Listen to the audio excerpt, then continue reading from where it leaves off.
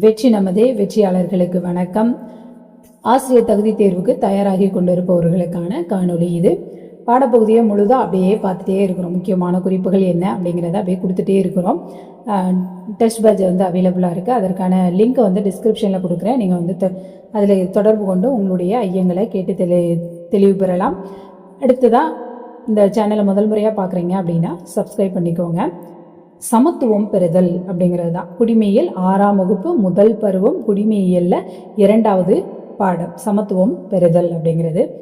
சமத்துவம் அப்படிங்கிறது என்ன அப்படின்னா எல்லோரும் ஒன்று அப்படிங்கிறது தான் சமத்துவம் அப்படிங்கிறது. சரி, பாரபட்சம் இங்க நம்ம எல்லோரும் ஒன்று அப்படிங்கிறது இல்லாம ஒருத்தர் மேல ஒருத்தர் அப்படிங்கிற அந்த வேறுபாடு வரும் பொழுதுதான், அந்த பாரபட்சம் வரும் பொழுதுதான் அங்க பிரச்சனையே வருது. அப்ப அந்த பாரபட்சம் அப்படின்னா என்ன? பாரபட்சம் அப்படின்னா மற்றவர்களை பற்றி எதிர்மறையான அல்லது தாழ்வான முறையில் கருதுவதுதான் பாரபட்சம். அவர்களை பற்றி அறிந்து கொள்ளாமலே தவறாக அவங்கள பத்தி ஒரு முடிவுக்கு வர்றது. மக்கள் தவறான நம்பிக்கைகளையும் கருத்துக்களையும் கொண்டு இருக்கும் போது இந்த பாரபட்சம் ஏற்படுகிறது.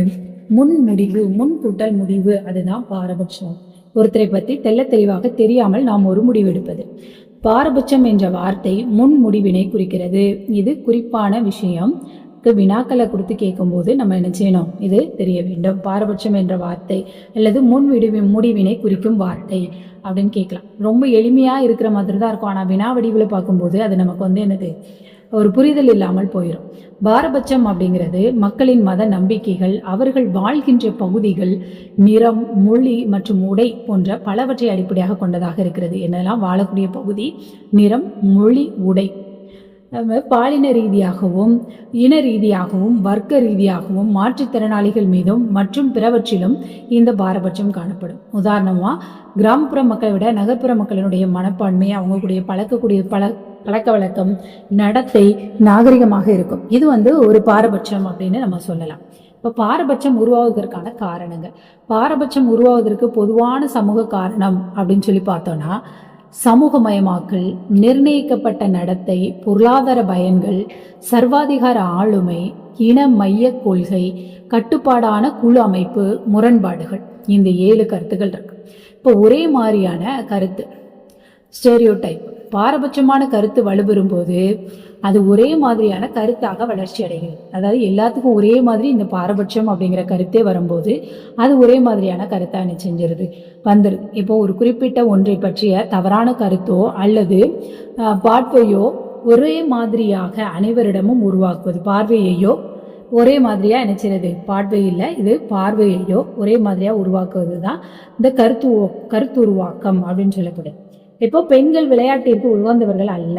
இப்போ ஒருத்தரை பார்த்து இவங்க இதை சிறப்பாக செய்ய மாட்டாங்க அப்படின்னு சொல்லியாச்சுன்னா அவங்கள பற்றின கருத்துக்கள் பல்வேறு விதமாக அப்படியே என்ன செஞ்சுட்டே இருக்கும், பரவிட்டே இருக்கும். இப்படி இருக்கிறதா அந்த பாரபட்சம் அப்படின்னு சொல்லக்கூடியது. இப்போ சிறு வயதிலே பொருட்கள், குழுக்கள் மற்றும் கருத்தியல்கள் பற்றி ஒரே மாதிரியான கருத்துக்களோட குழந்தைகள் வளர்றாங்க. இதனால பொருட்கள், மனிதர்கள், கலாச்சாரம், நம்பிக்கைகள் மற்றும் மொழி மீதான குழந்தைகளின் விருப்பு வெறுப்புகள் எல்லாம் இது வெளிப்படுத்துது. எடுத்து பாலின் அடிப்படையில இந்த மாறா கருத்து பற்றிய திரைப்படங்கள், விளம்பரங்கள், தொலைக்காட்சி தொடர்கள் இதெல்லாம் நிறைய இருக்கு. சலவை கட்டி, சலவை இயந்திரம், பாத்திரங்கள் கழுவுதல், இது தொடர்பான விளம்பரங்கள் எல்லாம் பார்த்தோம்னா பெண்களை தான் முன்னிறுத்துறாங்க. இருசக்கர வாகனம் போன்ற விளம்பரத்துல ஆண்களை தான் முன்னிறுத்துறாங்க. இவ்வாறு பாலின அடிப்படையில் இந்த மாறா கருத்து எப்போதுமே இருக்கிறத நம்ம பார்க்கலாம். இப்ப சமத்துவமின்மை மற்றும் பாகுபாடு. சமத்துவமின்மை அப்படின்னு பார்த்தோம்னா ஒருவர் மற்றொருவரை பாகுபாட்டுடன் நடத்துறது தான் சமத்துவமின்மைன்னு சொல்லலாம். இப்போ ஜாதி, ஏற்றத்தாழ்வு, மதம் மற்றும் சமத்துவமின்மை, இன வேறுபாடு, பாலின வேறுபாடு, இதெல்லாம் பல்வேறு ஏற்றத்தாழ்வுகள் இந்த பாகுபாட்டை வளர்க்குது. மக்களுக்கு எதிரான எதிர்மறையான செயல்களே பாகுபாடு. மக்களுக்கு எதிரான எதிர்மறை செயல்கள் தான் என்னது, பாகுபாடு. இப்போ இதில் ஜாதி, மதம், பாலினம் இப்படி பல்வேறு பாகுபாடுகள் கடைபிடிக்கப்பட்டு கொண்டுதான் இருக்கு. இதுக்கு காரணம் சமத்துவமின்மை, தீண்டாமை, இதுக்கு எல்லாமே அடிப்படை காரணிகளாக இது இருக்கு. மாதிரி வெள்ளை நிறம், கருமை நிறம் அப்படிங்கிற நிற வேறுபாடு சமத்துவமின்மையை காட்டுது. சாதி, பாலினம் மற்றும் மத அடிப்படையிலான இந்த கூறுகள் எல்லாம் கிடைக்க வேண்டிய வாய்ப்புகள், சம உரிமை, சம நிலைப்பாடு, இதெல்லாம் பாதிக்கப்பட்டவர்களுக்கு இது எல்லாமே என்ன செய்யப்படுதுன்னா மறுக்கப்படும் பொழுதுதான் அவர்கள் பாதிக்கப்பட்டவர்களாக வராங்க. தென்னாப்பிரிக்காவின் முன்னாள் அதிபரான நெல்சன் மண்டேலா 27 ஆண்டுகள் சிறை வாழ்க்கைக்கு பின் 1990ஆவது ஆண்டு விடுதலைக்கு வரார். இவர் தென்னாப்பிரிக்காவில இருந்து இன வெறிக்கு முடிவு கட்டினவர். தென்னாப்பிரிக்காவில் உலக அளவில் அமைதி நிலவும் மனித உரிமைகளுக்கான போராட்டத்தின் முன்னோடியாகவும் திகழ்ந்தவர் யாருன்னா இந்த நெல்சன் மண்டேலா அப்படிங்கிறவர். குடிமக்களுக்கு எதிராக மதம், இனம், ஜாதி, பிறப்பிடம், பாலினம் இதிலெல்லாம் நிறைய பாகுபாடுகள் காட்டக்கூடாது, அது இருந்துட்டு இருக்கு. அப்படிங்கிறதுனால அந்த பாகுபாடுகள் காட்டக்கூடாது அப்படிங்கிறதுக்காகவே இந்திய அரசியலமைப்பு சட்டப்பிரிவு 15 சட்டப்பிரிவு பார்த்துக்கோங்க, ரொம்ப முக்கியமானது. இந்திய அரசியலமைப்பு சட்டப்பிரிவு 15 1 இந்த பாகுபாடு காட்டக்கூடாது அப்படிங்கிறத என்ன செய்து வலியுறுத்தக்கூடியதாக இருக்கிறது. ஜாதி பாகுபாடு இந்தியாவில் சமத்துவன்மை மற்றும் பாகுபாட்டிற்கு மிக முக்கிய காரணம் எங்க பார்த்தாலும் முதல்ல வரக்கூடிய இந்த ஜாதி முறை தான். வேத கால ஆரிய சமுதாயத்தில் நிலவின வர்ண அமைப்பிலிருந்து ஜாதி படிநிலை உருவாகிறது. எந்த இதுல இருந்து? ஆரிய சமுதாயத்தில் நிலவிய வர்ண அமைப்புல இருந்து இந்த ஜாதி படிநிலை உருவாகுது. தொடக்கத்துல வர்ண அமைப்பும் அதுக்கப்புறம் தொழில் அடிப்படையிலான நெகிழ்வான தன்மையும் உருவாக ஆரம்பிச்சிருக்கு. நெகிழ்வான அந்த தன்மையின் காரணமாகவும் சமூக பிரிவினைகளை கொண்டிருந்ததாக இருக்கிறது. பிற்கால வேதகால சமுதாயத்துல இறுக்கமான பாகுபாடுகள் நிறைந்த பிறப்பு அடிப்படையில படிநிலைப்படுத்தப்பட்ட சாதி பிரிவுகள் வர்ண அமைப்புகள் என செய்து விரிவடைந்தது. இந்தியாவில் ஜாதி ஒடுக்குமுறைக்கு எதிராக பலரும் போராடி வராங்க. இவர்களுக்கு முன்னோடியா திகழ்ந்தது யாருன்னா B.R. அம்பேத்கர் அவர்கள். தாழ்த்தப்பட்ட குடும்பத்தை சார்ந்த இவர் சிறு வயதுல ஜாதி பாகுபாட்டின் காரணமா ரொம்பவே, அதுவும் பள்ளிக்கூடத்துல தான் அவர் மிகப்பெரிய இழிவுக்கு உள்ளாராரு. இந்தியாவில் அனைத்து குடிமக்கள் மத்தியிலும் சமத்துவத்தை உறுதிப்படுத்தும் வண்ணம் ஜாதி முறை அழிப்புக்கு தீவிரமாக போராடியவரும் யாருன்னா நம்ம அம்பேத்கர் தான். இப்போ B.R. அம்பேத்கர் அவர்கள் பாபா சாஹேப் அப்படின்னு பிரபலமாக அழைக்கப்படுறாரு. இவர் சிறந்த சட்ட நிபுணர், பொருளாதார நிபுணர், அரசியல்வாதி, சமூக சீர்திருத்தவாதி அப்படின்னு பன்முகத்தன்மை கொண்டவராக இருக்கிறாரு. 1915 MA பட்டம் வாங்குறாரு. 1927 கொலம்பியா பல்கலைக்கழகத்தில் PhD பட்டத்தை பெறுறாரு. அதுக்கு முன்னர் லண்டன்ல போய் பொருளாதாரத்தில் DSc பட்டத்தை பெற்று இருக்கிறாரு. இவர் அரசியலமைப்பு நிர்ணய சபையினுடைய வரைவு குழுவின் தலைவராக இருக்கார். இவர் இந்திய அரசியலமைப்பின் தந்தை அப்படின்னு அழைக்கப்படுறாரு. சுதந்திர இந்தியாவின் முதல் சட்ட அமைச்சராக பணியாற்றினார் அப்படின்னு சொல்லலாம். இவரது மறைவுக்கு பின்னர் 1990ஆவது ஆண்டு பாரத ரத்னா விருது இவருக்கு வழங்கப்பட்டது. 1990ஆவது ஆண்டு தான் பாரத ரத்னா. அடுத்ததா பார்க்க இருக்கிறது பாலின பாகுபாடு. பாலின பாகுபாடு அப்படிங்கிறது ஆண் மற்றும் பெண்களுக்கு இடையே நிலவும் உடல் நலம், கல்வி, பொருளாதாரம் மற்றும் அரசியல் சமத்துவமின்மையை சொல்லுது. ஒரு பெண் பள்ளி படிப்பை முடித்த பெண் கல்லூரிக்கு செல்ல அனுமதிக்க மாட்டேங்கிறாங்க. இப்போ இந்த பழக்கம் பெரும்பாலும் மாறி இருக்கு. ஆனால் முன்னாடி பாலின பாகுபாடுல இதுதான் இருந்தது. பெண்ணுக்கு படிப்பு தேவையில்லை, இவ்வளோ போதும் அப்படிங்கிற ஒரு நிலையில இருந்தது. அது பிறகு திருமணத்துக்கு போகிறாங்க. திருமணத்துக்கு அப்புறம் வேலைக்கு போகிறதோ அல்லது நவீன ஆடைகள் அணிவதோ, இப்போ இந்த முறைகள் எல்லாமே இப்போ மாறி இருக்கு. ஆனால் முன்னாடி அந்த பாலின பாகுபாடு இருக்கும் பொழுது இந்த மாதிரியான பிரச்சனைகள் எல்லாம் என்ன செஞ்சது இருந்து கொண்டு தான் இருந்தது. மத பாகுபாடு. மதம் சார்ந்த பாகுபாடுகள் அப்படிங்கிறது நம்பிக்கையின் அடிப்படையில் ஒரு தனிநபரின் மீதோ அல்லது குழுவின் மீதோ சமத்துவமின்றி நடத்துவது அப்படின்னு சொல்லலாம். ஆயிரக்கணக்கான ஆண்டுகளாக வெவ்வேறு மதங்களின் மக்களிடையே பிரச்சனைகள் நிலவுது. நமது அரசமைப்பு சட்டம் அனைவருக்கும் சமத்துவம் என்ன செய்து வழங்குது. பிறப்பிடம், ஜாதி, மதம், மொழி போன்ற ஏதாவது ஒரு காரணமா இந்த சமத்துவம் மறுக்கப்படக்கூடாது. இருந்தாலும் வழிபாட்டு இடங்கள் போன்றவற்றில் இன்னமும் ஜாதி, மதம், பாலினம், மொழி அடிப்படையில் இந்த பாகுபாடுகள் கடைபிடிக்கப்பட்டு தான் வருது. இத்தகைய இந்த பாகுபாடுகளை நம்ம இல்லாமல் என்ன செய்யணும், வாழணும் அப்படிங்கிறது தான் நிறைய சமூக போராளிகள், சிந்தனையாளர்கள், விடுதலை போராட்ட வீரர்களுடைய நோக்கமாகவே இருந்தது. இந்த சமூக பொருளாதார சமத்துவமின்மை, எல்லாருமே ஒரே ஏழைகளாகவும் இல்லை, ஒரே மாதிரி பணக்காரங்களாகவும் இல்லை. அவங்களுடைய தொழில் நிலைகள் ஒவ்வொரு இதுக்கும் என்ன செய்யுது, மாறுபட்டு கொண்டு தான் இருக்கு. குறைவான மனித மேம்பாடு இதெல்லாம் குறைந்த வருவாய் மாவட்டங்களுடன் தொடர்புடையதாக என்ன செய்யுது. அதே போல கல்வி அறிவு குறைந்த விகிதம் உள்ள மாவட்டங்கள் குறைவான பாலின விகிதத்துடன் காணப்படுகிறது. இப்போ சமத்துவமின்மை மற்றும் பாகுபாட்டினை நீக்குவதற்கான தீர்வுகள்.